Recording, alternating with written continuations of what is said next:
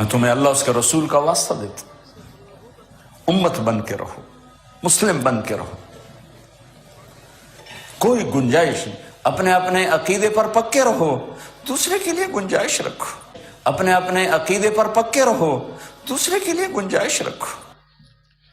یہ طارق جمیل صاحب کا کہنا ہے، اور یہی بات وہ آج کا ایک اپنے آپ کو جو پڑھا لکھا طبقہ سمجھتا ہے وہ بھی یہی کہتا ہے۔ کسی کو برا مت کہو، اپنے اپنے عقیدے پر رہو، ایک دوسرے کے لیے گنجائش رہو۔ سننے میں اچھا لگتا ہے، مگر سوال یہ پیدا ہوتا ہے کہ کیا یہ عقیدہ قرآن کا ہے؟ کیا یہ عقیدہ حدیث میں ہے؟ کیا یہ صحابہ کا عقیدہ ہے؟ کیا اللہ نے ہمیں یہ چھوٹ دی ہے کہ اے مسلمانوں تم 365 عقیدے میں تبدیل ہو جاؤ، مگر اپنے اپنے عقیدے پر قائم رہو اور ایک دوسرے کے لیے گنجائش رکھو؟ کیا خیال ہے آپ کا، اسلام میں ایسا عقیدہ ہے؟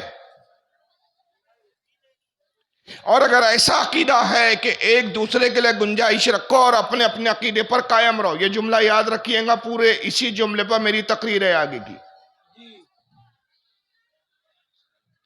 اگر یہ عقیدہ اسلام کا ہے کہ ایک دوسرے کے لیے گنجائش رکھو اور اپنے اپنے عقیدے پر قائم رہو، تو پھر ظاہر ہے یہ عقیدہ ہمیں قرآن میں ملنا چاہیے، یہی عقیدہ حدیث میں ملنا چاہیے، یہی رسول اللہ کی سیرت میں ملنا چاہیے، مگر سیرت رسول میں تو ہمیں کوئی الگ بات نظر آتی ہے۔ مولانا طارق جمیل سے لے کر ان کی جماعت کے جتنے ان کے ماننے اور چاہنے والے ہیں، اور جو اس نظریے کے قائل ہیں، ان سے صرف ایک مطالبہ ہے میرا، صرف ایک چھوٹا سا مطالبہ، وہ اس مطالبے کو پورا کر لیں، میں ان کی غلامی کرنے کے لیے تیار ہوں۔ اور مطالبہ یہ ہے کہ مجھے قرآن میں صرف ایک ایسی آیت دکھا دے کہ جس میں اللہ نے فرمایا ہو کہ اے لوگو اپنے اپنے عقیدے پر قائم رہو اور ایک دوسرے کے لیے گنجائش رکھو۔ بس قرآن میں ایک آیت دکھا دیجئے ایسی۔ قسم خدا کی قیامت آ جائیں گی، قرآن میں ایک ایسی کوئی آیت دکھا نہیں سکتا مائی کا لال۔ ارے ہمیں تو رسول اللہ کی سیرت میں یہ ملتا ہے کہ آقا صلی اللہ تعالی علیہ وسلم نے جب اعلان نبوت فرمایا تو مشرکین جمع ہوئے اور حضور کے چچا ابو طالب کے پاس پہنچے، کہا کہ اے ابو طالب اپنے بھتیجے کو سمجھاؤ، ہم صرف یہ چاہتے ہیں کہ وہ ہمارے معبودوں کو برا نہ کہیں۔ ہم 365 معبودوں کو پوچھتے ہیں، وہ ایک خدا کی بات کرتا ہے، اگر وہ چاہتا ہے کہ ہم اس کے ایک معبود پر ایمان لے آئے تو ہم اسے بھی ماننے کے لیے تیار ہیں، لیکن شرط یہ ہے کہ ہمارے معبودوں کو بھی مان لے اور ان کو برا نہ کہے۔ جہاں ہم نے 365 مانا ہے، ایک اور ماننے میں ہمیں کیا تکلیف ہے؟ بلکہ اگر محمد ہمارا بادشاہ بننا چاہتا ہے، ہم محمد کو بادشاہ بنانے کے لیے تیار ہے۔ اگر محمد مال کا طلبگار ہے تو ہم سارے قبیلے مل کر اتنا مال جمع کر کے محمد کو دینے کے لیے تیار ہے کہ محمد سے زیادہ عرب میں کوئی امیر نہیں ہوگا۔ اگر محمد کو نیک خوبصورت لڑکی چاہیے، محمد جس خوبصورت لڑکی کی طرف اشارہ کر دے، ہم وہ لڑکی اس کے نکاح میں دینے کے لیے تیار ہیں۔ ہم دولت دینے کے لیے تیار ہیں، ہم بادشاہ ماننے کے لیے تیار ہیں، ہم لڑکی دینے کے لیے تیار ہیں، مگر صرف شرط یہ ہے کہ ہمارے معبودوں کو برا نہ کہیں۔ مطلب وہی بولی تھی جو طارق جمیل کی بولی ہے کہ ایک دوسرے کے لیے گنجائش رکھیے، اپنے اپنے عقیدے پر قائم رہیے۔ ہمیں 365 کو پوجنے دیجیے، آپ اپنے خدا کو پوچھتے رہیے، نہ تم ہمیں برا بولو نہ ہم تمہیں برا بولے۔ سننے میں بات اچھی تھی، ابو طالب گئے رسول اللہ کے پاس، اے بھتیجے، وہ عرب کے سردار آئے، انہوں نے یہ کہا، یہ مطالبہ کیا، اے بھتیجے صحیح تو کہتے ہیں، ان کے معبودوں کو کیوں برا کہتے ہو، چھوڑ دو۔ کیا کہا تھا آقا صلی اللہ علیہ وسلم نے؟ مشہور واقعہ 12 سنا ہوگا آپ نے۔ کہا کہ اے چچا خدا کی قسم اگر وہ میرے ایک ہاتھ میں چاند لا کر رکھ دے اور ایک ہاتھ میں سورج لا کے رکھ دے تو میں تب بھی حق کہنے سے خاموشی اختیار نہیں کروں گا، میں حق کا اظہار کروں گا۔ سیرت مصطفیٰ تو ہمیں یہ بتاتی ہے، مگر یہ طارق جمیل صاحب کی کون سی تھیوری ہے، کون سی بولی ہے؟ میں نے مطالبہ کہ قرآن عظیم کی کوئی ایک آیت طارق جمیل دکھائے۔ قیامت آ جائیں گی، قرآن کی ایک آیت ایسی نہیں دکھا سکتے جناب یہ کہ جس میں اللہ نے کہا ہو کہ اپنے اپنے عقیدے پر قائم رہو، ایک دوسرے کے لیے گنجائش رکھو، بلکہ اس کے برعکس قرآن عظیم میں جو ہمیں چیز ملتی ہے وہ یہ ملتی ہے کہ پارہ نمبر 1 سورہ بقرہ اور آیت نمبر 42 خالق کائنات پروردگار ہمارا رب ارشاد فرماتا ہے وَلَا تَلْبِسُوا الْحَقَّ بِالْبَاطِلِ وَتَكْتُمُوا الْحَقَّ وَأَنْتُمْ تَعْلَمُونَ۔ اللہ فرماتا ہے اے لوگو حق اور باطل کو آپس میں نہ ملاؤ اور جانتے بوجھتے سمجھ رکھتے ہوئے حق کو نہ چھپاؤ۔ قرآن تو ہمیں یہ کہتا ہے کہ حق اور باطل کبھی ایک ہو نہیں سکتے۔ قرآن کہتا ہے کہ یہ تھیوری نہیں چلنے والی، اپنے اپنے عقیدے پر رہو، اے باطل تو اپنے عقیدے پر رہے، اے حق ہم اپنے ساتھ رہیں گے، ایک دوسرے کے لیے گنجائش نہیں۔ حق اور باطل میں کبھی کوئی گنجائش ہو ہی نہیں سکتی۔ حق اور باطل کو آپس میں نہ ملاؤ اور جانتے بوجھتے حق کو نہ چھپاؤ۔ اور پھر دوسرے مقام پہ قرآن عظیم ایک جگہ فرماتا ہے پارہ نمبر 28 سورہ حشر آیت نمبر 20 میں رب فرماتا ہے لا یستوی اصحاب النار و اصحاب الجنہ اصحاب الجنت هم الفائزون۔ اللہ فرماتا ہے لوگوں ذرا یہ تو بتاؤ کیا جہنم والے اور جنت والے برابر برابر ہو جائیں گے؟ بولیے ہو سکتے برابر؟ کیا جہنم والے اور جنت والے برابر برابر ہو جائیں گے؟ ہرگز نہیں ہو سکتے۔ جو جنت والے ہیں وہی کامیابی کو پہنچے۔ تو قرآن کی تعلیم تو ہمیں کچھ اور نظر آتی ہے، مولوی طارق جمیل کی تعلیم اور کچھ نظر آتی ہے۔ اور آئیے اس آیت میں قرآن عظیم میں رب تبارک و تعالیٰ کتنے واضح الفاظ میں ارشاد فرماتا ہے۔ اس آیت کے بعد میں نہیں سمجھتا کہ کوئی گنجائش بچتی ہے کہ ایسے باطل عقیدے کو ہم تسلیم کریں۔ پارہ نمبر 10 سورہ توبہ آیت نمبر 23، پارہ 10 سورہ توبہ آیت نمبر 23، اور رب کائنات ارشاد فرماتا ہے یا ایھا الذین آمنوا لا تتخذوا آباءکم واخوانکم اولیاء ان استحبوا الکفر علی الایمان۔ اے ایمان والو، خطاب ایمان والوں سے، مسلمانوں سے، مومنوں سے، اے ایمان والو اپنے باپ اور اپنے بھائیوں کو دوست نہ سمجھو اگر وہ ایمان کے مقابلے میں کفر کو پسند کریں۔ اگر تمہارا باپ ہے اور ایمان کے مقابلے میں کفر سے راضی ہے تو وہ تمہارا باپ نہیں۔ اگر تمہارا بھائی ہے ایمان کے مقابلے میں کفر سے راضی ہے تو تمہارا بھائی نہیں۔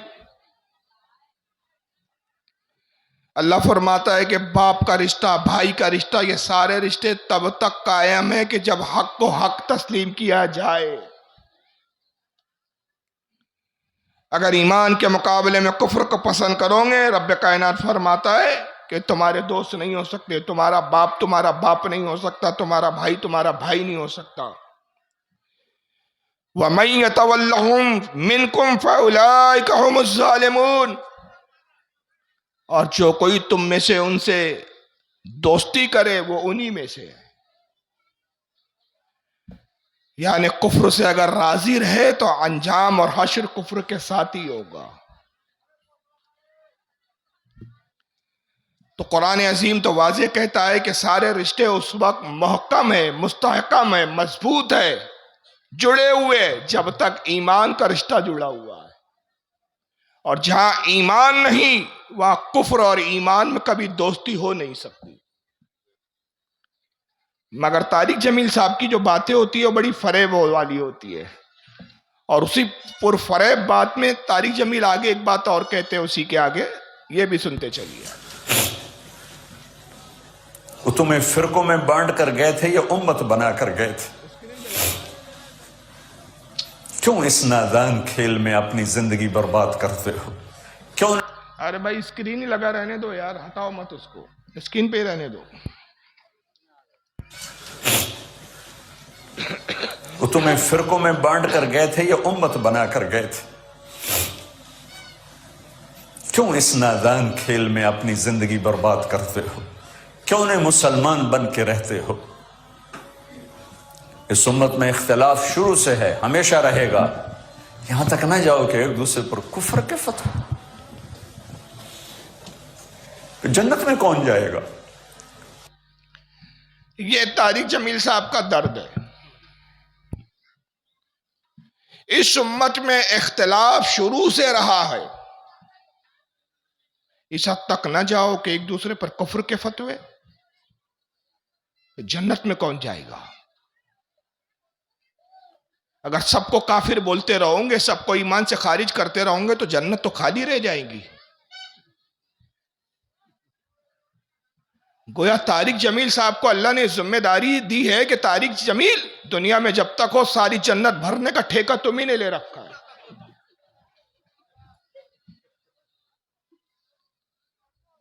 یہ سننے میں بڑی اچھی لگتی ہے باتیں، اور ایسے ہی مکر و فریب کے لبادے اوڑھ کر یہ ایسے مولوی آ کے قوم کو گمراہ کر رہے ہیں، فرقے یہ بنا رہے ہیں، جماعتیں یہ بنا رہے ہیں، الزام سنیوں پہ رکھتے ہیں ہم تو وہی ہیں جہاں کل تھے، کل بھی غریب نواز کو مانتے تھے، آج بھی مانتے ہیں۔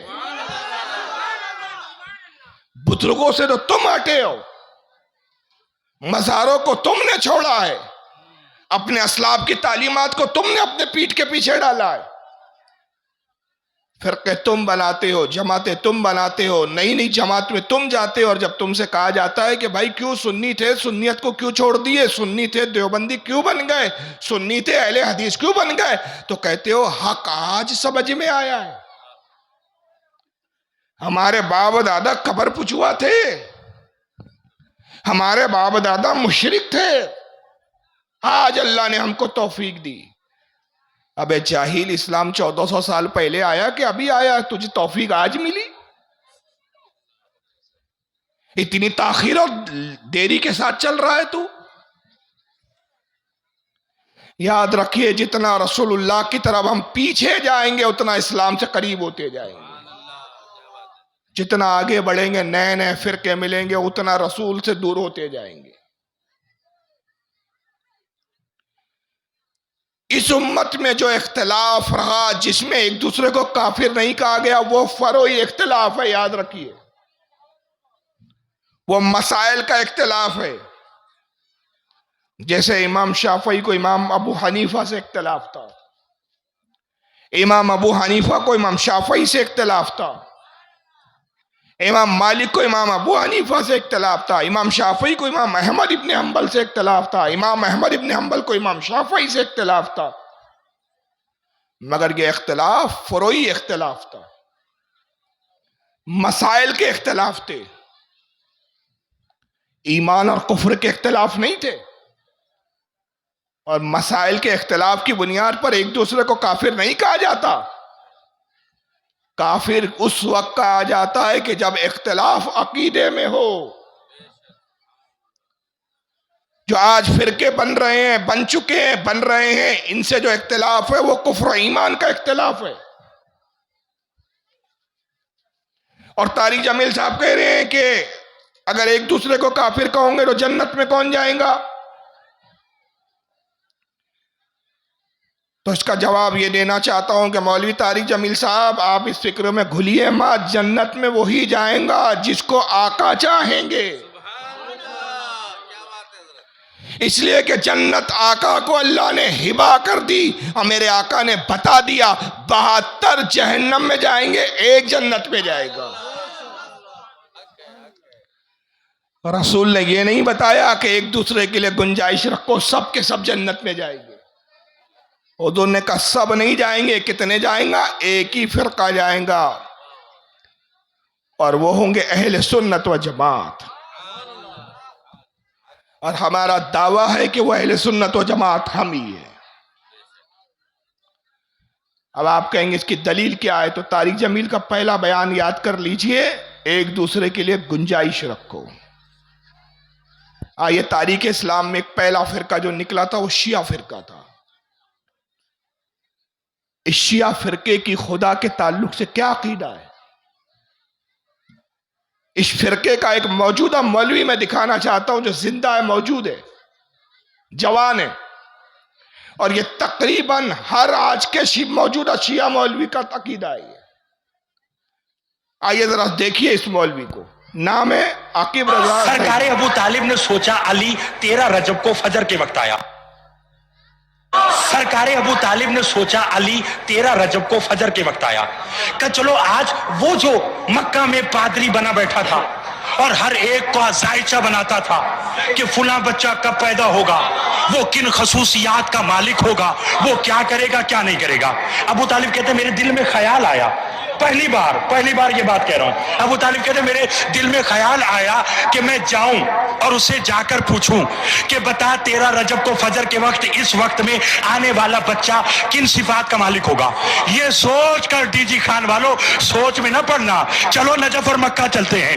ابو طالب پادری کے پاس آئے، احترام ابو طالب میں پادری کھڑا ہوا، کیوں آئے؟ ابو طالب کہتے ہیں ذرا ایک ذائچہ بنا، کیا؟ ذرا دیکھ تو صحیح، 13 رجب فجر کے وقت اتنے بج کر اتنے منٹ پر ایک بچہ پیدا ہوا ہے، بتا وہ کن صفات کا مالک ہوگا۔ ایک بچہ آیا ہے، بتا وہ کن صفات کا مالک ہوگا۔ سفتین کوسا مجھے حیدریہ مسجد کے اس ممبر کی عظمت کی قسم، پادری نے پرچہ اٹھایا، کاغذ قلم لیا، ایک ذائچہ بنایا، دیکھا، پھاڑ دیا، دوسرا لیا، بنایا، پھاڑ دیا، تیسرا لیا، بنایا، پھاڑ دیا، چوتھا لیا، بنایا، پھاڑ دیا۔ جب لاتعداد ذائچے بناتا رہا، پھاڑتا رہا، ابو طالب نے کہا بتاتا کیوں نہیں کہ 13 رجب کو اتنے بجے جو بچہ آیا وہ کیا ہوگا؟ پادری کھڑا ہو کر کہنے لگا ابو طالب جو وقت تو بتا رہا ہے اس میں اللہ تو پیدا ہو سکتا ہے، بچہ پیدا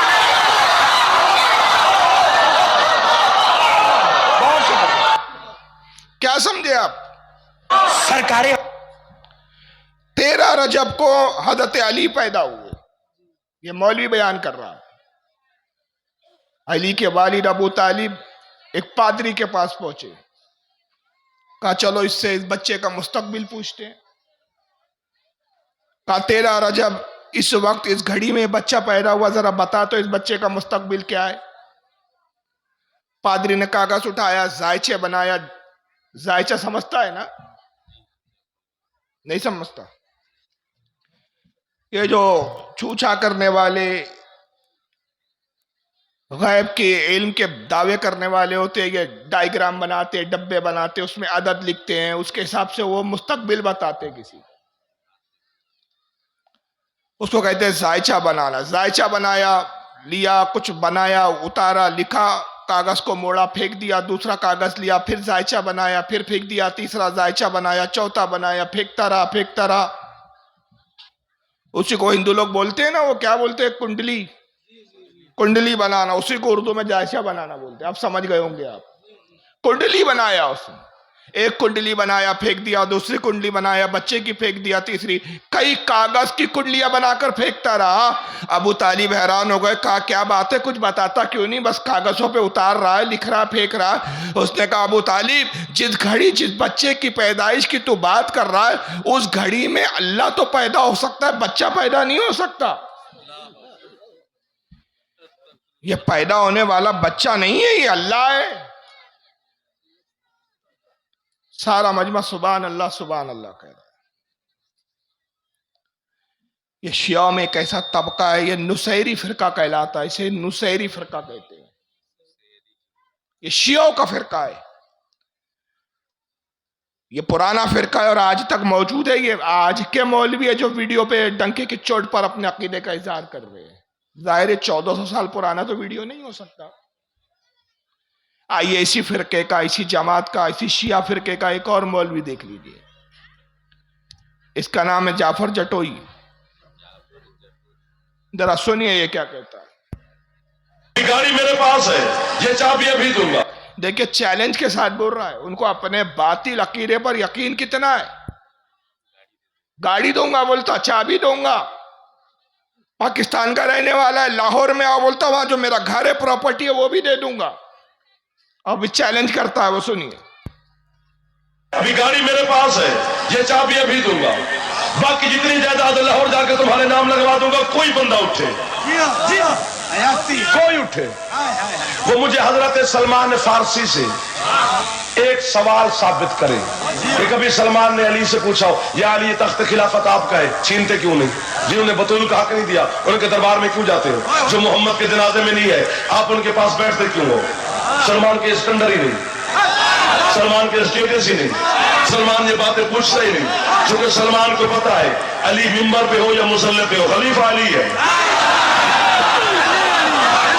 سلمان کیا باتیں پوچھتا ہے؟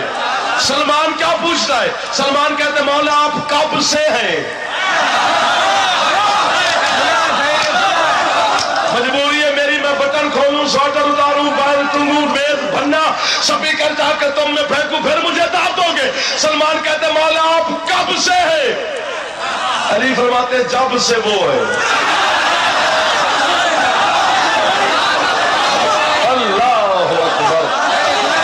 اٹھانا چاہیے، ہاتھ بلند ہونا چاہیے تاکہ علی تم سے راضی ہو جائے. جب سے وہ ہے. علی فرماتے ہیں جب سے وہ ہے، جب سے وہ ہے. چپ کرنا مجھے سننا. جب سے وہ ہے. اگلی بات سلمان نے بڑی خوبصورت کی. سلمان کہتے مولا وہ بھی تھا، آپ بھی تھے، جگہ نہیں تھی، مکان نہیں تھا، وہ کہاں رہتا تھا، آپ کہاں رہتے تھے؟ مسکرا کے علی فرماتے سلمان میرے بچے تمہیں گھبرانے کی ضرورت نہیں ہے، نہ اسے جگہ کی ضرورت ہے، نہ ہمیں مکان کی ضرورت ہے، بس وہ ہم میں رہتا تھا، ہم اس میں.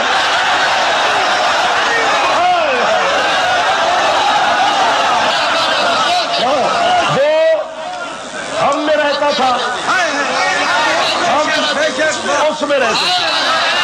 فرماتے وہ ہم میں رہ کے ہمیں ڈھونڈتا رہا.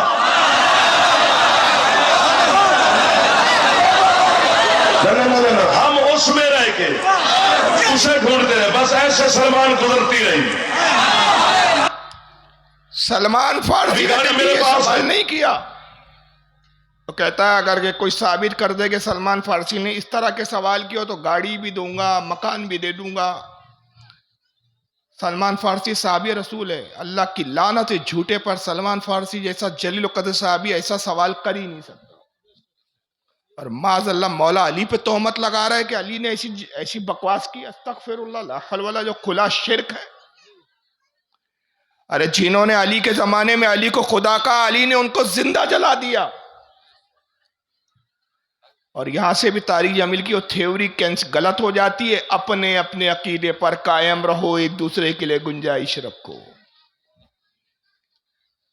علی کے زمانے میں ایک بڑی جماعت پیدا ہوئی جنہوں نے علی کو خدا کا، علی نے سمجھایا نہیں مانے، اب مولا علی نے ان کو زندہ جلا دیا. اور اس کا ذکر بخاری شریف کے اندر ہے.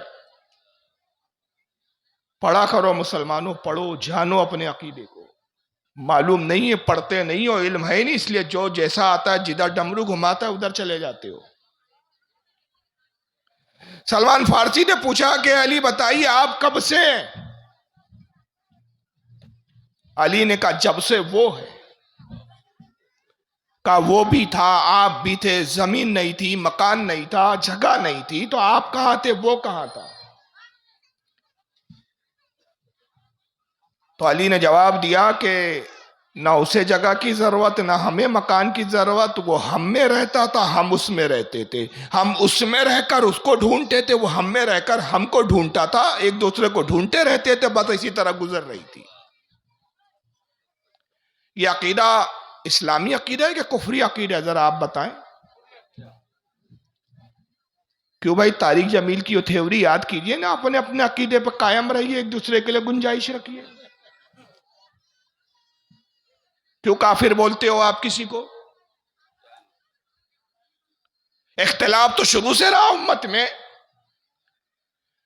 ارے جاہل طارق جمیل، کیا یہ اختلاف بھی قابل قبول ہے؟ اس میں بھی گنجائش ہے. عقیدہ توحید بنیادی عقیدہ، اس میں ذرہ برابر بھی کمی ہو تو وہ عقیدہ قبول نہیں کیا جائے گا.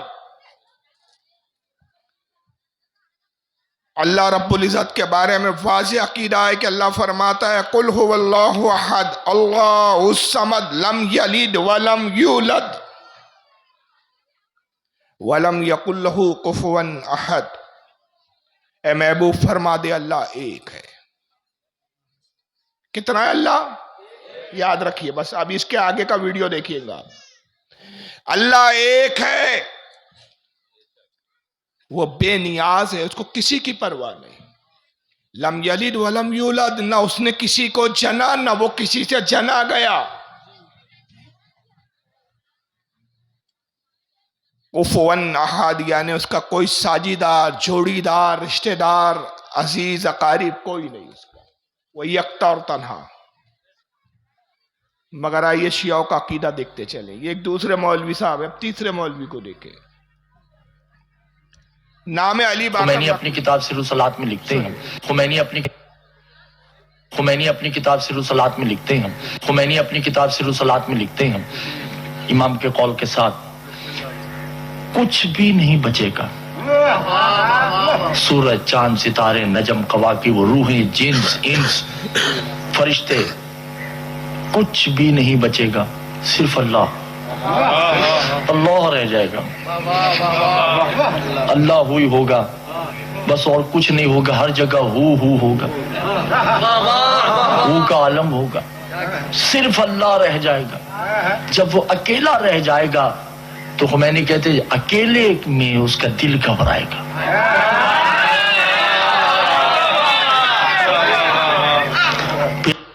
یہاں روک رہا ہوں. سب فنا کر دیں گا اللہ. قیامت کا منظر بتا رہے ہیں. قیامت کے وقت اللہ تعالیٰ سب فنا کر دے گا. جب سب فنا ہو جائیں گا تو وہ اکیلا رہ جائیں گا. ہو کا عالم ہوگا. ہر طرف ہو، کچھ نہیں، صرف تنہا اللہ. تو اکیلے میں اللہ کا دل گھبرائے گا.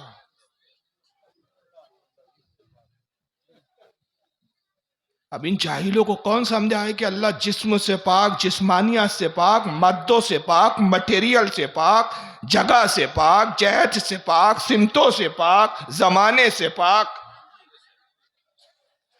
ہمیشہ سے تھا، ہمیشہ ہے، ہمیشہ رہے گا. اس کی ذات ازلی، ابدی، غیر حادث. جب کچھ نہ تھا تو وہ تھا، جب کچھ نہ ہوگا تو بھی وہ ہوگا. اور یاد رکھیے ڈرتا تب ہے آدمی، جی تب گھبراتا ہے جب اس سے کوئی طاقتور مخلوق اس کے سامنے ہو. بھائی آپ جنگل جا رہے ہیں تو ڈرنے لگے، کیوں؟ کیونکہ آپ جانتے ہیں کہ اگر شیر میں گیا تو شیر آپ سے زیادہ طاقتور ہے، آپ کو پھاڑ کھائیں گا. کسی سنسان ویران مکان میں آپ کو کسی نے چھوڑ دیا، آپ پریشان ہو گئے، ڈریں گے. کیوں؟ کیونکہ آپ کو ڈر لگ رہا ہے کہ ہو سکتا ہے کوئی شیاطین، بھوت پریت نہ آ جائے. کیونکہ بھوت پریت شیطان یہ آپ سے طاقت میں زیادہ ہے. تو جو طاقت میں زیادہ ہو اس سے آدمی گھبراتا ہے، ڈرتا ہے. اللہ سے زیادہ طاقتور کون؟ اللہ کے علاوہ کون جو اللہ کو ڈرا ہے کہ اللہ کا جی گھبرا رہا ہے؟ معاذ اللہ. اب دیکھیے جب اللہ ڈریں گا تو کیا ہوگا، اس کا دل گھبرائے گا تو کیا ہوگا. سن گے مولوی کی نہیں ہوگا، ہر جگہ ہو ہوگا، ہو کا عالم ہوگا. صرف اللہ رہ جائے گا. جب وہ اکیلا رہ جائے گا تو خمینی کہتے ہیں اکیلے میں اس کا دل گھبرائے گا.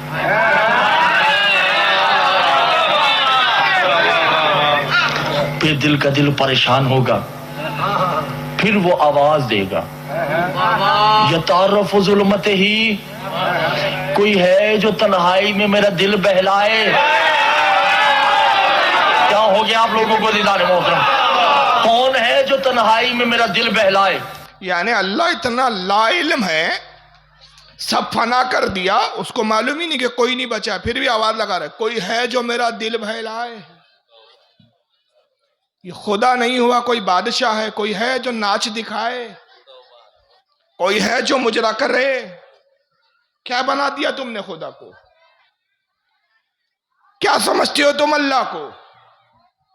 اللہ آواز دے گا کوئی ہے جو اس تنہائی میں میرا دل بہلائے، ڈر رہا ہوں میں، میرا دل گھبرا رہا ہے۔ پھر ایک آواز آئیں گی، ذرا سنیے آگے آپ۔ کون ہے جو تنہائی میں میرا دل بہلائے؟ اس وقت معصوم نے کہا کہ ایک آواز آئے گی، انا انت القلب الحلوب، ہم ہیں نا تیرا دل بہلانے کے لیے۔ اس وقت اللہ کہے گا آئینہ آئینہ، یہ آواز کہاں سے آئی ہے؟ ایک آواز آئیں گی، انا، میں ہوں نا تیرا دل بہلانے کے لیے۔ تو اس وقت اللہ کہیں گا آئینہ آئینہ، کہاں سے آواز آئی؟ کچھ پتا نہیں اس کو، بے علم، لا علم۔ اب ایسے لوگوں کو بریلوی کافر بولتے ہیں تو سب کو پریشانی کہ بریلیوں نے مشین گن لگا رکھی ہے کفر کی، اس کو کافر، اس کو کافر، اس کو کافر۔ جانتے سمجھتے کچھ ہے ہی نہیں، عقل و شعور سے آ رہی۔ طارق جمیل جیسے جاہلوں کو سنتے ہیں اور وہی نظریہ لے کے چل رہے ہیں۔ ایک دوسرے کے لیے گنجائش رکھو، کسی کو برا نہ بولو، ورنہ جنت میں کون جائیں گا؟ اگر ایسے لوگ بھی جنت میں جائیں گے تو اللہ کی لعنت ایسے عقیدہ رکھنے والوں پر۔ اللہ کو نہیں پتا آواز آئیں گی، آئینہ آئینہ، اللہ کہیں گا کہاں ہے، کون ہے، کدھر سے آئی آواز؟ اب آواز کس کی آئی وہ سنیے۔ تیرا دل بہلانے کے لیے۔ اس وقت اللہ کہے گا آئینہ آئینہ، یہ آواز کہاں سے آئی ہے؟ اللہ کہہ رہا ہے جس سے کوئی شے پوشیدہ نہیں، وہ کہہ رہا ہے آواز کہاں سے آ رہی، یہ آواز کہاں سے آ رہی ہے؟ کانا علی، میں علی ہوں۔ ادھر سے آواز آئے گی انا محمد، میں محمد ہوں۔ ادھر سے آواز آئے گی انا فاطمہ، ادھر سے آواز آئے گی انا حسن، ادھر سے آواز آئے گی انا حسین۔ ہم پانچ ہیں نا تیرا دل بہلانے کے لیے۔ اس وقت اللہ جس کا چہرہ نہیں مسکرا کے کہے گا میں نے تو یہ کہا ہی نہیں کہ تم میرا دل بہلاؤ، تم تو میں ہوں۔ میں کہہ رہا ہوں تمہارے علاوہ کوئی ہے جو میرا دل بہلائے، تو آواز آئے گی انا الاب الفضل العباس ہے۔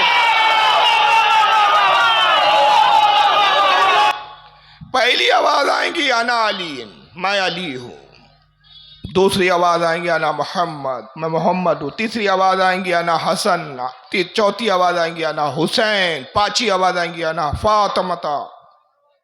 ہم ہیں نا پانچ تیرا دل بہلانے کے لیے۔ اللہ کہیں گا میں نے تم سے کہا ہی نہیں، تم تو میں ہوں، تم میں ہوں، میں تم ہو، ایک ہی ہے ہم تو۔ تم میں اور ہم میں کوئی فرق؟ 6 خدا ہے کل۔ اور قرآن کہہ رہا ہے اللہ ایک ہے، رب فرما رہا ہے میں ایک ہوں۔ شیعہ مولوی کہہ رہا 6۔ اللہ کا دل بھی گھبرا رہا ہے۔ تم سے تو کہا ہی نہیں میں نے کہ تم میرا دل بہلاؤ۔ تو پھر ایک آواز آئیں گی چھٹی، انا الفضل عباس، ہی میں ہوں عباس علمبردار تمہارا دل بہلانے کے لیے۔ وہ حضرت عباس علمبردار آئیں گے، وہ پھر دل بہلائیں گے۔ کیا ایسے لوگوں کو بھی، ایسے عقیدہ رکھنے والوں کے بھی بارے میں عقیدہ رکھا جا سکتا ہے کہ ایک دوسرے کے لیے گنجائش رکھو؟ اور یہ گستاخی کی انتہا ہے۔ آپ نے کبھی زندگی میں اللہ کی ایسی بڑی توہین سنے نہیں ہوں گے آپ نے، میں چیلنج سے کہتا ہوں۔ سنیے، یہ مولوی علی نام ہے، غلام علی اس کا نام ہے۔ دیکھیں کیا خدا کے بارے میں اس کا کیا عقیدہ ہے، ذرا سنیے۔ علی اللہ نہیں ہے، علی اللہ کا خالق ہے۔ علی اللہ نہیں ہے، علی اللہ کا خالق ہے۔ اللہ کو علی نے پیدا کیا۔ پھر آگے کیا کہتا ہے ذرا سنیے۔ نہیں ہے، علی اللہ کا خالق ہے، علی اللہ کا رب ہے، علی اللہ کا رازق ہے، علی اللہ سے بہت اوپر ہے۔ اللہ کی معراج کیا ہے؟ اللہ کی معراج یہ ہے کہ وہ در سیدہ جل شانہ پر اپنی داڑھی سے جھاڑو لگاتا ہے۔ علی اللہ سے بہت بڑا ہے۔ اللہ کی معراج یہ ہے کہ وہ در سیدہ پر حضرت فاطمہ کے دروازے پر اپنی داڑھی سے جھاڑو لگاتا ہے۔ یہ اللہ کی معراج ہے۔ یہ تو گستاخی کافر بھی نہیں کرتے تھے۔ اور آگے سنیے، سے جھاڑو لگاتا ہے۔ اللہ کی معراج یہ ہے کہ وہ در سیدہ جل شانہ پر سجدہ کرے۔ اللہ کے سر کا تاج جناب سیدہ کی نالین کی مٹی ہے۔ جناب سیدہ پاک کے نالین کی مٹی میں اللہ پوشیدہ رہتا ہے۔ نالین سمجھتا ہے نا، جوتے کو بولتے ہیں۔ کی نالین کی مٹی ہے۔ جناب سیدہ جل شانہ کی نالین کی خاک میں اللہ پوشیدہ رہتا ہے۔ یہ ہے توحید۔ ہم کوئی توحید کے منکر نہیں ہیں، ہم کوئی نصیری نہیں ہیں۔ نصیری تو صرف کہتے ہیں علی اللہ، ہم کہتے ہیں علی خالق اللہ، علی رازق اللہ، علی رب الارباب۔ ہم نصیری نہیں ہیں، یہ ہے توحید۔ تو کہتا یہ ہے توحید، ہم توحید کے منکر نہیں ہیں۔ ہم تو یہ کہتے ہیں کہ علی خالق اللہ ہے، علی رازق اللہ ہے۔ اللہ کو رزق اور کھانا علی دیتا ہے۔ اس کا خدا، اس کا اللہ، معاذ اللہ، استغفر اللہ، 100 بار معاذ اللہ، کروڑ بار معاذ اللہ، کھانا بھی کھاتا ہے اور وہ کھانا علی دیتا ہے۔ یہ وہ عقیدے ہے جس کی بنیاد پر ہم اہل سنت و جماعت شیعہ کو مسلمان نہیں سمجھتے، اور جو ایسی جماعتیں ہیں جو ڈھنڈورا پیٹتے ہیں کہ کسی کو برا نہیں کہنا چاہیے، تو سمجھ لیجئے ان کا بھی حشر انہی کے ساتھ ہونے والا ہے، کیونکہ قرآن عظیم نے کہہ دیا کہ جو ان سے دوستی کرے یہ انہی کے ساتھ ہے۔ اب آئیے دوسرا ایک فرقہ اہل حدیث، بھائی ان سے ہم کو کیا پرابلم ہے؟ ان سے ہم کیوں اختلاف کرتے ہیں؟ تو آئیے ان کو بھی سن لیجئے۔ ڈاکٹر ذاکر نائک کو سنیے پہلے۔ بھائی صاحب نے پوچھا کہ بت پرستی غلط ہے، ان کے مذہب میں بھی غلط ہے، ہمارے مذہب میں بھی غلط ہے۔ آپ بت کو الٹا پوجو یا سیدھا پوجو، تو مذہب کو پوجنا صحیح ہے کیا نہیں؟ وہ آپ کا سوال تھا۔ بھائی صاحب نے اچھا سوال کیا۔ بھائی صاحب نے پوچھا ہے کہ بت پرستی غلط ہے تو مزار کو الٹا پوجو کہ کھڑا پوجو، بت پرستی غلط ہے۔ جاہل سے کوئی پوچھے کہ مزار کو پوجتا کون ہے؟ یہ مزار کو پوجنا کہہ رہا ہے۔ سنیے پھر سے۔ بت پرستی غلط ہے، ان کے مذہب میں بھی غلط ہے، ہمارے مذہب میں بھی غلط ہے۔ آپ بت کو الٹا پوجو یا سیدھا پوجو، تو مذہب کو پوجنا صحیح ہے کیا نہیں؟ وہ آپ کا سوال تھا۔ مزار پہ جانا صحیح ہے کیا غلط ہے؟ بھائی صاحب نے بہت اچھا سوال پوچھا۔ اسی لیے میں کہتا ہوں کہ اسلام کو جاننے کے لیے مسلمان کو مت دیکھو، قرآن اور حدیث کو دیکھو۔ قرآن میں کہیں بھی نہیں لکھا ہوا ہے کہ مزار بناؤ۔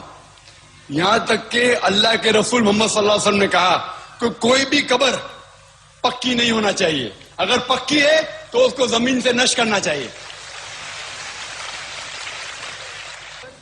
مزار کو پوجنا غلط ہے، حرام ہے۔ میں جانتا ہوں کہ کئی مسلمان انجانے میں علم کی کمزوری کی وجہ سے وہ مزار پہ جاتے ہیں، اور میرا یہ کہنا ہے کہ بہت سا کلچر جو ہے، یہ کلچر ہمارے زندگی میں آ جاتا ہے، اور ہمارے باپ دادا پہلے کہیں نہ کہیں ہندو تو ہوں گے، تو ہمارے باپ دادا جاتے تھے مندر، تو ابھی جا رہے ہیں مزار میں، آستے آستے تبدیلی آ رہی۔ تو میری درخواست ہے کہ اگر آپ اسلام ان بھائیوں سے جو مزار جاتے ہیں، مسلمان بھائیوں، مزار پہ جانا بالکل غلط ہے۔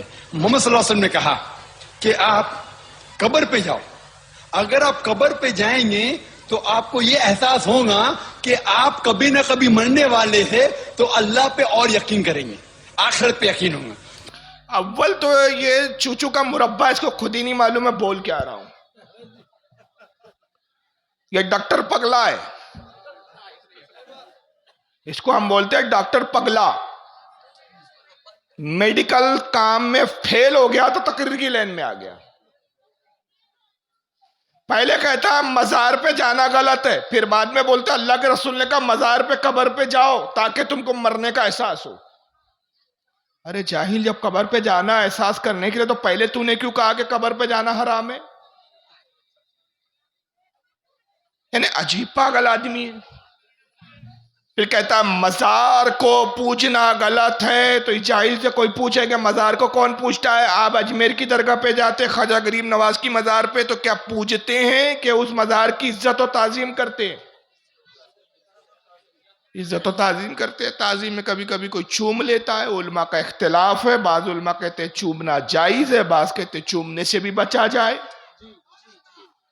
حرام کسی نے نہیں کہا، ادب کے خلاف ضرور کہا گیا ہے۔ بعض علماء کہتے ہیں ادب یہ ہے کہ مزار سے 4 ہاتھ دوری پر کھڑا رہو، بعض کہتے ہیں محبت میں اگر چومنا چاہو تو اس کیفیت میں کہ سجدے جیسی کیفیت نہ ہو، چادر اٹھا کے چوم سکتے ہو۔ تو چومنا اور پوجنا میں فرق ہے، لیکن یہ مزار پہ جو چوما جاتا ہے اس کو پوجنا بول رہا ہے جاہل۔ تو یاد رکھیے مزار کو کوئی پوچھتا نہیں۔ آج تک مجھے کوئی مسلمان ایسا نہیں دکھا کہ جو غریب نواز کی مزار پہ جائے اور گھنٹی بجا کے کہہ رہا اوم نمو نمو معین الدین چشتی، آرتی اتار رہا ہو، سجدے کر رہا ہو، خدا کہہ رہا ہو، ایشور کہہ رہا ہو، میں نے تو نہیں دیکھا ایسا۔ پھر کہتا ہے کہ بہت سا کلچر آپس میں مکس اپ ہو جاتا ہے۔ ہمارے باپ دادا پہلے کہیں نہ کہیں ہندو رہے ہوں گے، پہلے وہ جاتے تھے مندر، اب جا رہے ہیں مزار۔ دھیرے دھیرے تبدیلی آ رہی ہے۔ اس خبیث سے کوئی پوچھے کہ مندر اور مزار میں تجھے فرق نظر نہیں آتا؟ کیا تجھے بیوی اور بہن ایک جیسی دکھتی ہے؟ کیا بہن اور بیوی میں تجھے فرق نظر نہیں آتا؟ ماں اور بیٹی میں تجھے فرق نظر نہیں آتا؟ کہ عورت بول کے سب کے ساتھ چلا جاتا ہے تو؟ اشارہ کر رہا ہوں، سمجھ لو۔ تجھے شرم نہیں آتی؟ ابے جو مندر ہے وہاں اللہ کی لعنتیں اترتی ہے، اور جہاں اللہ کا ولی ہوتا ہے وہاں رحمتیں اترتی ہے۔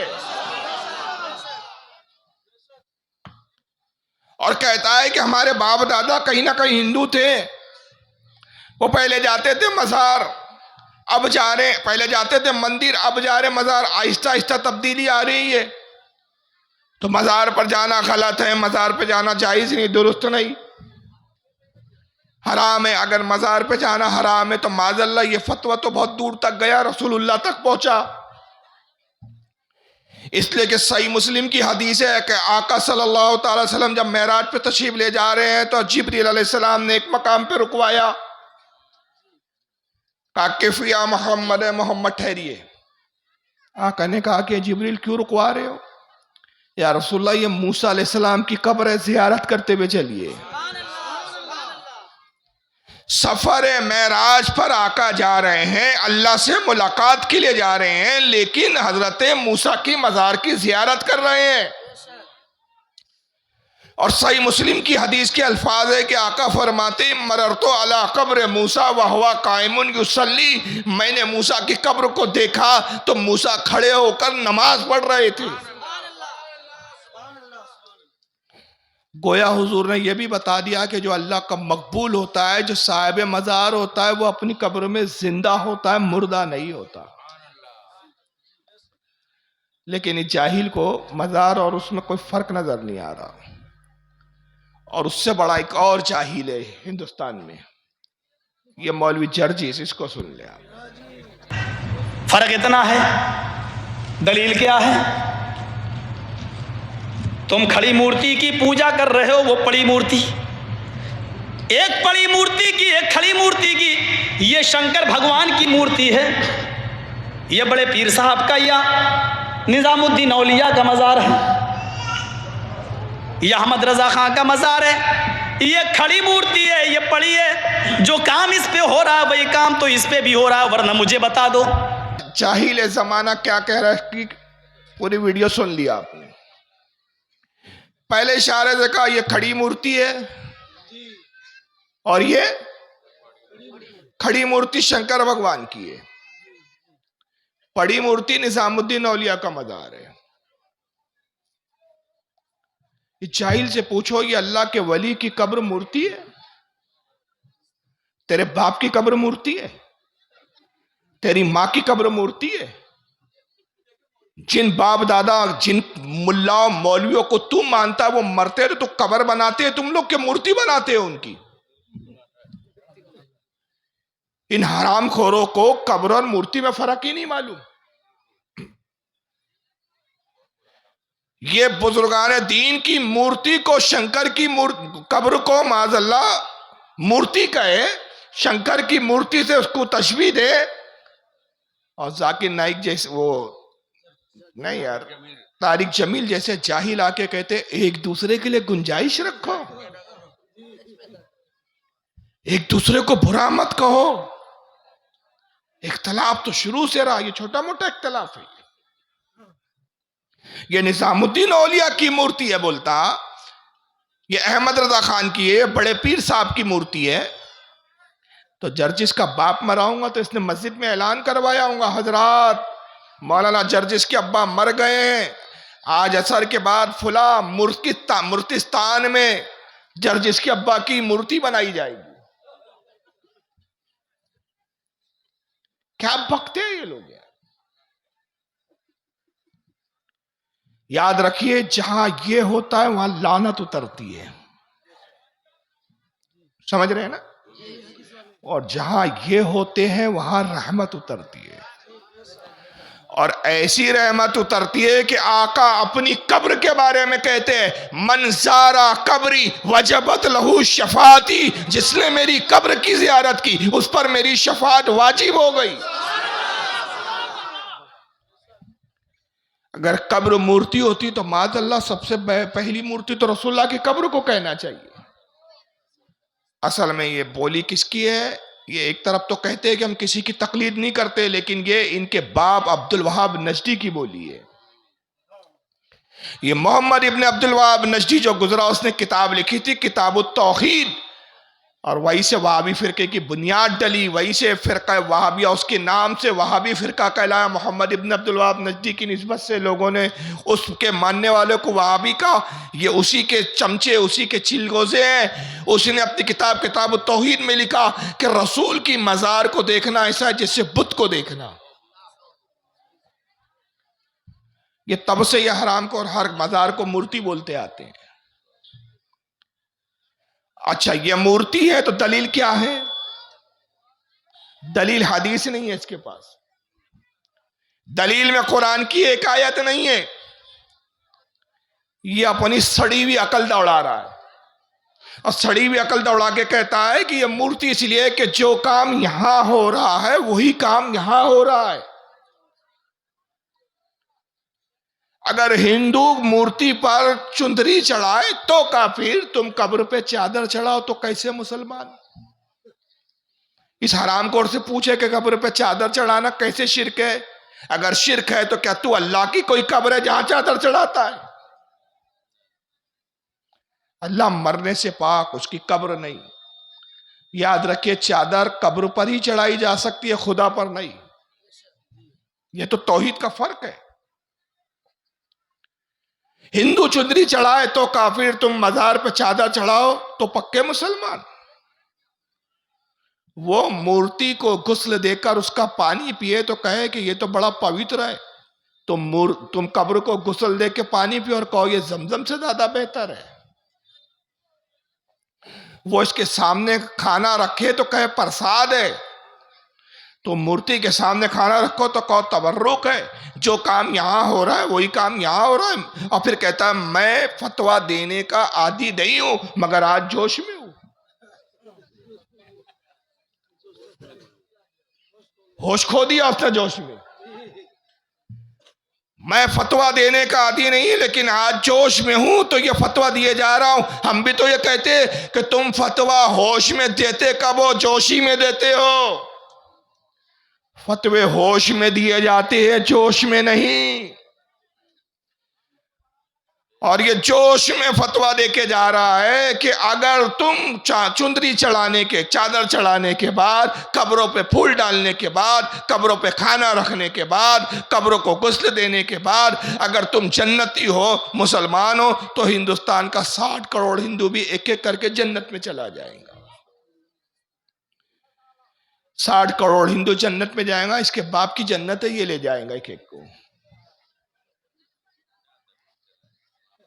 जी आवाज से थोड़ा परेशान हूं, वरना ये मौजू पे तो बहुत कुछ बोलना चाह रहा हूं, लेकिन गला इजाजत ही नहीं दे रहा। आप लोग सुन रहे हैं मेरी इस मकरू आवाज को, मैं आपका ममनून हूं, हालांकि आवाज बड़ी मकरू हो गई है अभी।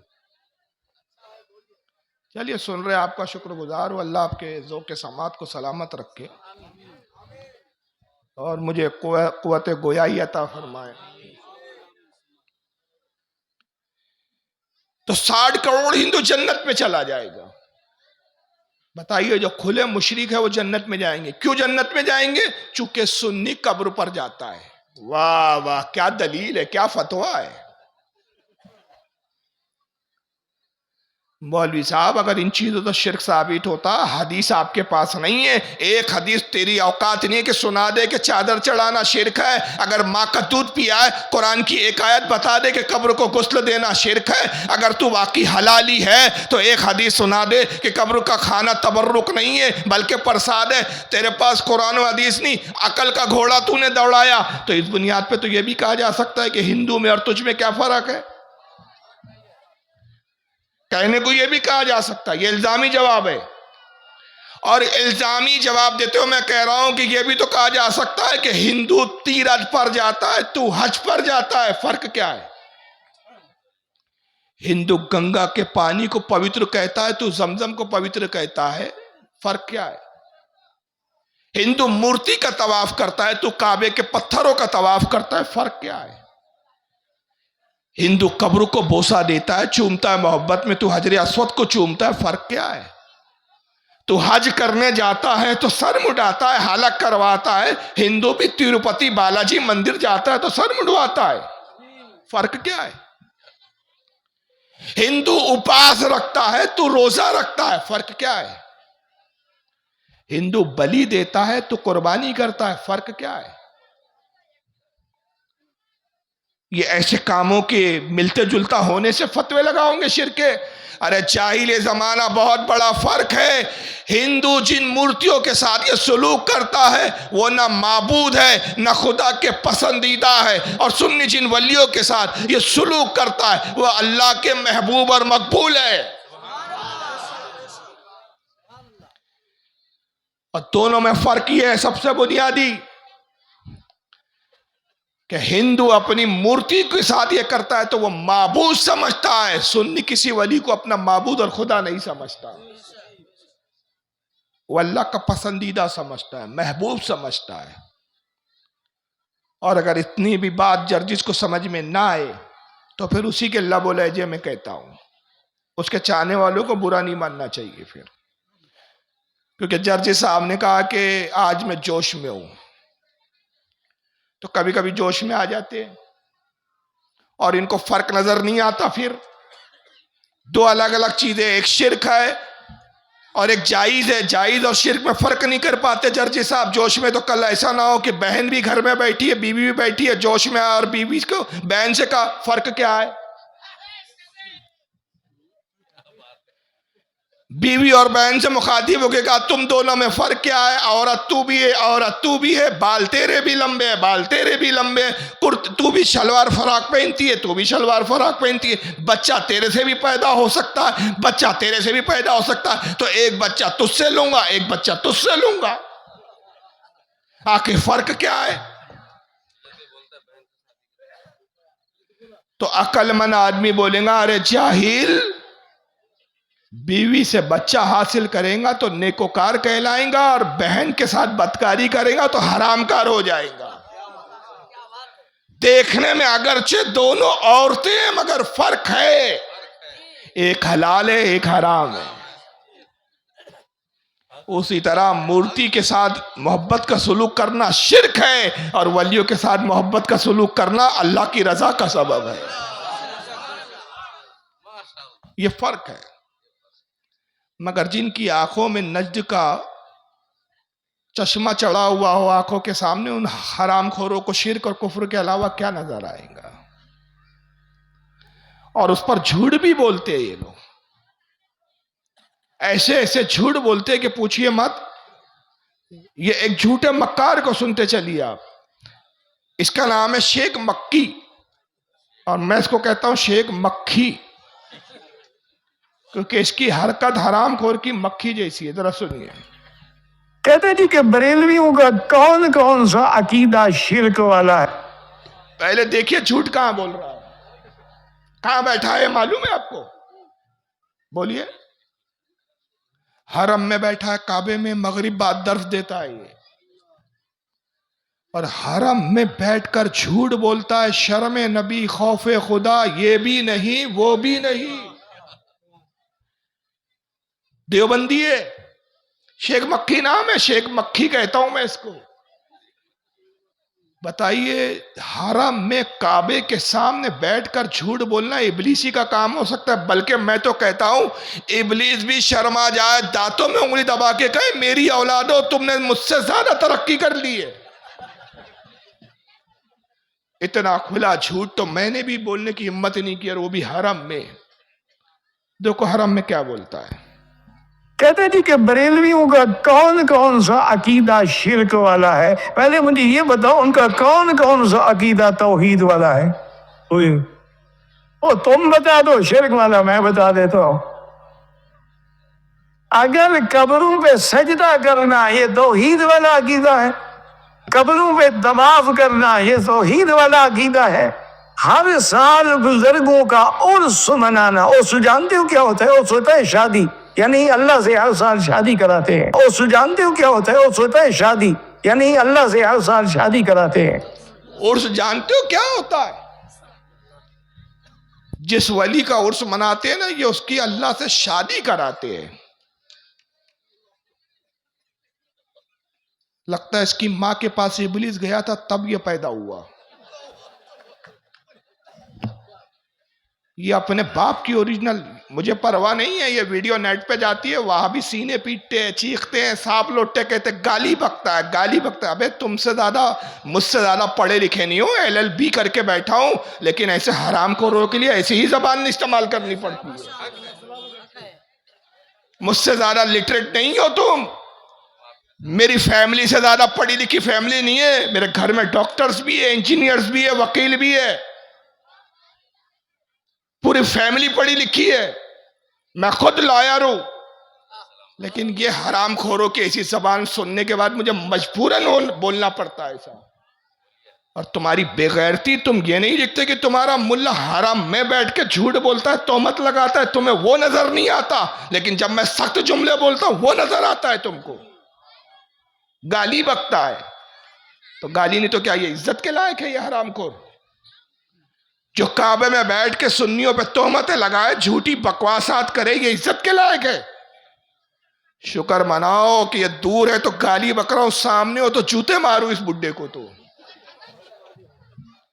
اس کو تو ننگا کر کے مارنا چاہیے حرام خور کو، کہ تجھے شرم نہیں آتی؟ حرم میں کعبے میں بیٹھ کے تو جھوٹ بولتا ہے. کس ولی کی عرس میں تم یہ عقیدہ رکھتے ہو کہ اس بزرگ کا ہم اللہ سے نکاح کروا رہے، شادی کروا رہے؟ بولو یار. غریب نواز کا عرس ہوتا ہے تو یہ عقیدہ رکھتے ہو کہ غریب نواز کی اللہ سے شادی ہو رہی ہے؟ آج معاذ اللہ. ان حرام خوروں کو عرس کا مطلب تک نہیں معلوم. عرس عربی زبان کا لفظ ہے، فارسی میں بھی استعمال ہوتا ہے. عرس عربی میں کہتے ہیں اور اسی کو فارسی میں کہتے ہیں شادی. مگر شادی کا مطلب یہ نہیں ہوتا نکاح. نکاح اور شادی میں فرق ہے. شادی کے معنی ہوتے خوشی کا دن، اسی سے لفظ بنا شادمانی، مسرت کا دن، خوشی کا دن. ہم کہتے ہیں فلاں بزرگ کا عرس ہے، یعنی فلاں بزرگ کے آج شادی کا دن ہے، خوشی کا دن ہے، مسرت کا دن ہے، شادمانی کا دن ہے. اب آپ کہیں گے یہ کیا پاگل ہو گئے یار سنی لوگ، اس بزرگ کا انتقال ہوا، وہ تو غم کا دن ہے، غم کے دن کو تم خوشی کا دن کہتے ہو، شادی کا دن کہتے ہو، عرس کا دن کہتے ہو. سیدھا سا جواب یہ ہے کہ جناب وہ بزرگ کی وصال خوشی کا دن اس لیے ہے کہ وہ بزرگ جب تک زندگی گزارتا ہے زمین پر، اس کی صرف ایک تمنا ہوتی ہے کہ رسول اللہ کا با نفس نفیس دیدار کروں. اور جب اس بزرگ کا انتقال ہوتا ہے، اپنی قبر میں جاتا ہے، سوالات ہوتی ہیں. ہمارا عقیدہ ہے کہ تیسرا جب سوال ہوتا ہے تو رسول اللہ کا دیدار ہوتا ہے، بے حجاب آقا کو دیکھتا ہے، کوئی پردہ نہیں ہوتا اور اس کے رسول کے درمیان میں.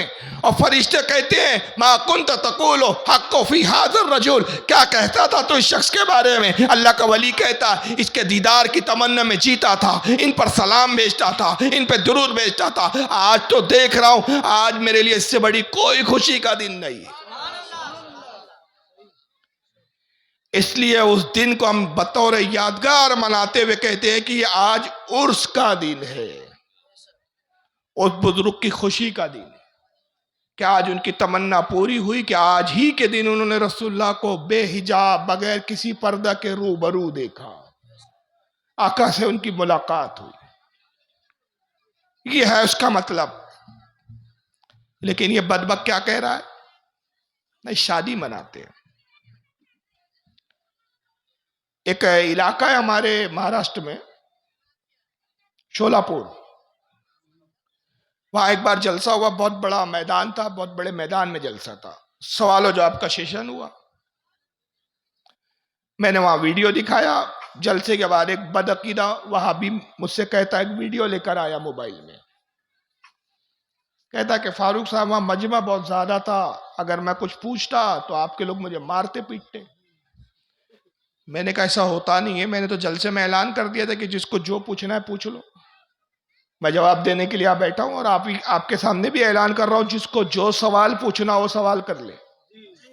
تقریر ختم ہوں گی، آدھے گھنٹہ میں آپ کو دوں گا، آدھے گھنٹے میں آپ کو جو پوچھنا ہے وہ پوچھ لیجئے.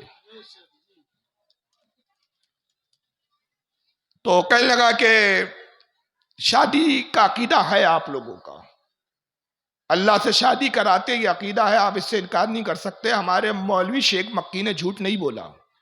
میں نے کہا دلیل؟ کہا یہ سنیے. اس نے نکالا موبائل، اس میں قوالی سنا رہا ہے، ایک قوال پڑھ رہا ہے، آج خواجہ دولہا بنا آج ہی کی رات ہے. وہ ہے کوئی قوالی؟ میں تو سنتا نہیں ہوں قوالی. آج خواجہ دولہا بنا آج ہی کی رات ہے. کہا دیکھیے خواجہ دولہا بنا مطلب شادی تو ہو رہی ہے نا. ارے میں نے کہا دولہا کے بھی معنی ہوتے خوشی کا دن، وہ شخص جس کا خوشی کا دن ہو. اور اگر دولہا سے مراد تم یہ لے رہے ہو کہ یہ دولہا بنا تو معاذ اللہ، نعوذ باللہ، استغفر اللہ، اللہ سے نکاح ہو رہا ہے اس کا، تو پھر مجھے اس کا جواب دو کہ حدیث پاک میں ہے، صحیح مسلم کے اندر، صحیح مشکات کے اندر یہ حدیث ہے، مشکات شریف کے اندر، کہ آقا فرماتے ہیں کہ جب مردہ قبر میں رکھ دیا جاتا ہے 3 سوال ہوتے ہیں. مومن ہوتا ہے، مومن سے بھی سوال ہوتے ہیں، کافر سے بھی ہوتے ہیں. جب کافر سے پوچھا جاتا ہے، بے ایمان سے پوچھا جاتا ہے کہ تیرا رب کون ہے، من ربو کا، وہ کہتا ہے لا ادری، میں نہیں جانتا. ما دینوں کا، تیرا دین کیا ہے، وہ کہتا ہے لا ادری، مجھے نہیں معلوم. جب تیسرا سوال ہوتا ہے رسول اللہ کے بارے میں کیا کہتا تھا، وہ کہتا ہے لا ادری، میں نہیں جانتا یہ کون ہے. فرشتے کہتے ہیں کہ تجھ پر افسوس کہ تو دنیا میں رہا، نہ خدا کو جانا، نہ دین کو جانا، نہ رسول کو جانا. جہنم کی کھڑکی کھولی جاتی ہے، جہنم کی ہوائیں آنا شروع ہو جاتی، عذاب مسلط ہو جاتا. یہ حدیث ہے؟ بولے ہے. میں نے کہا وہی حدیث آگے بڑھتی. آقا کہتے جب مومن قبر میں جاتا ہے فرشتے پوچھتے ہیں من ربو کا، تیرا رب کون؟ مومن جواب دیتا ہے ربی اللہ، میرا رب اللہ ہے. وہاں دینوں کا، تیرا دین کیا ہے؟ دین الاسلام، میرا دین اسلام ہے. ما کنت رجل الحق فی ھذا الرجل، ما کنت تقول حق فی ھذا الرجل. کیا کہتا تھا دنیا میں شخص کے بارے میں؟ کہتا ہے ہوا محمد رسول اللہ صلی اللہ علیہ وسلم، یہ محمد صلی اللہ علیہ وسلم ہے. ہوا سیدی، یہ میرے آقا ہے. ھذا سیدی، یہ میرے آقا ہے، یہ میرے سردار ہے. اب فرشتے کیا کہتے ہیں یہ آپ نے بھی سنا ہوگا. مبارک ہو تو نے صحیح جواب دیے، اب سو جا ایسے جیسے دلہن سوتی ہے. میں نے کہا کس کی دلہن ہے؟ اب تو بتائے کس کی دلہن ہے؟ صم بکم عمی فہم لا یرجعون. बोलती बंद हो गई। मैंने कहा मौलवी साहब, यहां दुल्हन के भी मायने यह है कि सो जा ऐसे कि जैसे दुल्हन के लिए आज खुशी का दिन होता है, तेरे लिए भी आज वैसा ही खुशी का दिन है कि तू कामयाब हो गया। तो बहरहाल ये तोहमतें और ये झूठी बातें लगाना इस जमात का शेवा है, लेकिन खुद इनके अकीदे क्या है। बात तौहीद पे चल रही थी और तारिक जमील के बकौल गुंजाइश रखी एक दूसरे के लिए। आइए उसी मौजू पर चल रहे हैं हम। अब देखिए जरा इनको, ये मौलवी महराज रब्बानी, सुनिए इनका अकीदा क्या है। अहले हदीस है ये। साउंड भाई चलाइए।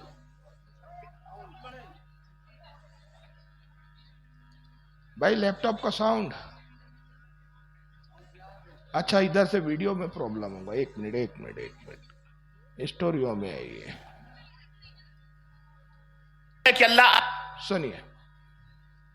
जो जहमिया है वो अहले सुन्नत यानी सुन्नत वाले, जो हदीस वाले हैं, सुन्नत वाले हैं, उनको क्या कहते हैं? मुशब्बिहा। यानी चूंकि अहले सुन्नत का अकीदा है कि अल्लाह के हाथ है, अहले सुन्नत का अकीदा है कि अल्लाह की आंख है, अहले सुन्नत का अकीदा है कि अल्लाह कहां है? बोलो, जोर से बोलो। अल्लाह अर्श पर है। अहले सुन्नत का अकीदा है कि अल्लाह अर्श समाए दुनिया से नुज़ूल फरमाता है आखिरी रातों में, अल्लाह ताला चलता है। अहले सुन्नत का अकीदा है कि अल्लाह हंसता है। अहले सुन्नत का अकीदा है कि अल्लाह देखता है। अहले सुन्नत का अकीदा है कि अल्लाह गज़ब भी फरमाता है, अल्लाह गुस्सा भी होता है। अल्लाह, ये अहले सुन्नत का अकीदा है कि अल्लाह के पिंडली है। अहले सुन्नत का अकीदा है कि अल्लाह ताला क़यामत के दिन अपनी पिंडली को खोलेगा, कि अल्लाह ताला क़यामत के दिन अपनी पिंडली को खोलेगा। यह अकीदा है अहले सुन्नत वल जमात का। ये अकीदा है अहले सुन्नत व जमात का। अल्लाह चलता है, अल्लाह हंसता है, अल्लाह के हाथ है, अल्लाह के पैर है, अल्लाह की पिंडली है। कयामत में अल्लाह अपनी पिंडली खोल के दिखाएगा सबको। हालांकि सीधा सा जवाब यह है कि कुरान अजीम में ऐसे बहुत से अल्फाज आए हैं जिसके ज़ाहिरी मायने चेहरा है, हाथ है, पैर है, पिंडली है। अल्लाह ताला ने कुरान अजीम में कई वज फरमाया। वज लफ्ज़ी तर्जमा चेहरा, यद फरमाया, यद के मायने हाथ, रजल फरमाया, रजल के मायने पैर। मगर उलमा फरमाते, इमाम अबुल हसन अशरी से लेकर बाद के तमाम अइम्मा अहले सुन्नत का इत्तिफाक है कि वो आयतें हैं जो आयातें मुतशाबिहात है, जिनके हकीकी मायने अल्लाह के सिवा कोई नहीं जानता। हत्तल इम्कान इन आयात की हम तावील करेंगे, जहां तावील होंगी ठीक, जहां तावील नहीं होंगे वहां खामोशी इख्तियार करके उसके माना और मुराद अल्लाह के सुपुर्द कर देंगे। और तावील जहां तक हो तो ये तावील की जाएंगी कि यद से मुराद उसकी ताकत है, वजह से मुराद, चेहरे से मुराद उसकी रहमत है, रजल पैर से मुराद उसकी कुदरत है। लेकिन ये मौलवी साहब कहते हैं कि नहीं, अल्लाह ताला के ये सब कुछ है, हाथ पैर पांव पिंडली सब है। दूसरी जगह यही मौलवी महराज रब्बानी क्या कहते हैं, जरा सुनिए। हम ये कहते हैं कि अल्लाह अर्श पर मुस्तवी है, वो इसका इनकार करते हैं। अल्लाह ने फरमाया हमारे हाथ हैं, हम मानते हैं कि अल्लाह के हाथ हैं, वो कहते हैं नहीं, गलत है। अल्लाह रब्बुल इज़्ज़त के पिंडली है, जैसा कि अल्लाह ताला ने फरमाया है, तो हम कहते हैं अल्लाह के पिंडली है। अब वो कैसे है क्या हमें नहीं मालूम, ये अल्लाह की सिफत है। अल्लाह तबारक ताला के चेहरा है, कुरान में मौजूद है, हम मानते हैं। अल्लाह के नबी ने जो सिफात बताए हैं अल्लाह ताला, अल्लाह के बारे में, और अल्लाह ने अपने बारे में जो सिफात बताए, हम बगैर किसी तावील और बगैर किसी तातील और बगैर किसी तशबीह के हम उसको मानते हैं।